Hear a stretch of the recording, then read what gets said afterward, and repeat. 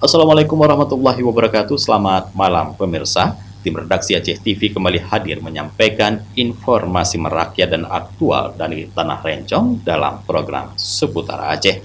Bersama saya Jufrizal, berikut liputannya untuk Anda.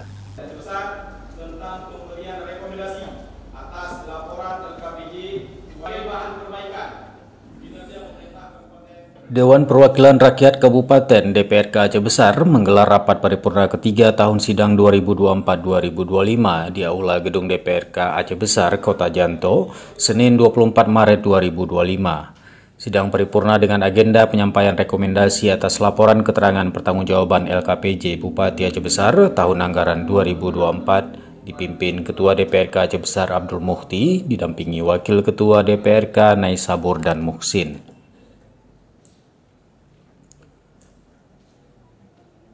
Ketua DPRK Aceh Besar Abdul Muhti dalam pidatonya menyampaikan DPRK Aceh Besar mencatat pertumbuhan ekonomi daerah yang mengalami peningkatan dari 3,8% pada tahun 2022 menjadi 4,95% pada tahun 2024. Abdul Muhti menilai capaian tersebut positif, namun tetap menekankan pentingnya hilirisasi dan industrialisasi untuk meningkatkan nilai tambah ekonomi, memperluas lapangan kerja, serta meningkatkan pendapatan masyarakat.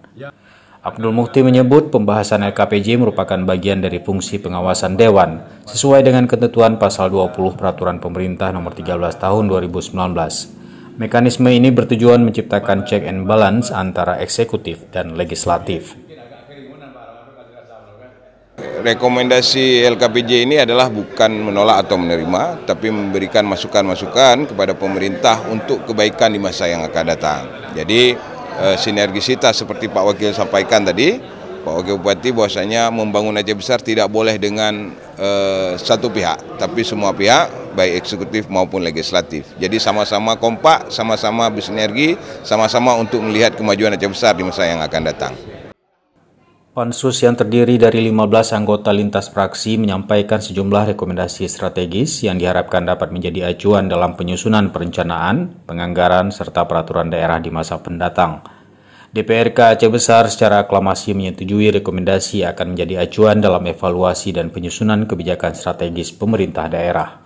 Kita diberikan mandat oleh Ketua DPR kemarin untuk melakukan pansus LKPJ, waktunya 1 bulan, dan kita telah duduk dan juga mendengarkan pemaparan dari pemerintah terkait laporan APBK tahun 2024 kemarin. Kita duduk dengan Bapeda, kemudian kita bedah dan telaah mengundang tenaga ahli dari kampus. Kemudian kita duduk dengan sejumlah stakeholder untuk menilai sejauh mana efektivitas ataupun manfaat benefit yang diterima masyarakat Aceh Besar terkait pelaksanaan APBK di tahun 2024 kemarin. Secara umum memang mampu memberikan warna yang cukup baik di Kabupaten Aceh Besar. Kita melihat dari indeks pembangunan manusia yang juga cukup bagus dibandingkan rata-rata yang ada di Aceh maupun nasional. Tapi juga ada beberapa hal yang perlu kita kritisi dan juga perlu peningkatan oleh pemerintah berikutnya di tahun 2025 dan 2026.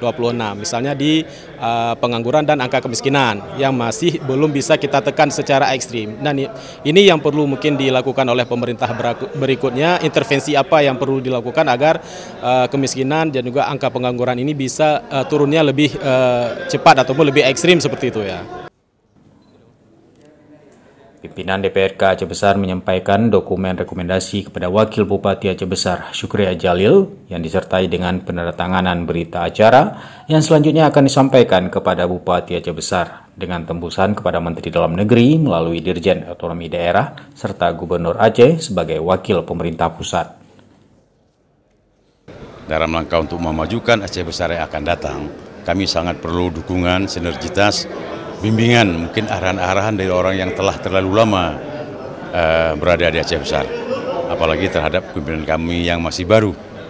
Jadi sekali lagi harapannya adalah adanya sebuah kekompakan, kebersamaan, sinergitas dalam membangun Aceh Besar masa yang akan datang, insyaallah.